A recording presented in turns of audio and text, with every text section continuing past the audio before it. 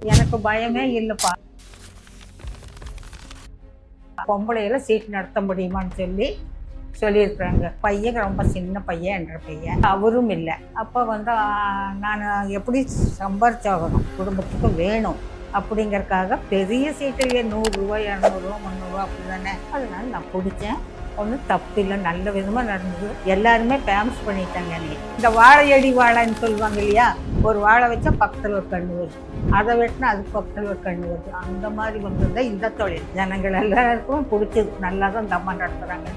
அப்புறம் 1000 பிடிச்சி, 2000 பிடிச்சி, 5000 பிடிச்சி, 10,000 பிடிச்சி, லட்சக்கணக்கில் நின்று. நான் போனாலே சிங்கம் வரும்போங்க. எனக்கு 78 வருஷம் ஆச்சு. இனி என்னத்தை நான் நடத்தி என்ன நல்ல பேர் வந்துடுச்சு போதும். உண்மையை சொல்கிறோம். 100 ரூபாயில் ஆரம்பித்து இன்னைக்கு பல லட்ச ரூபா பிடிக்கிற அளவுக்கு வந்திருக்கிறோன்னா என்ன காரணம்? நேர்மை தான் காரணம், வேறு எதுவும் காரணம் இல்லை.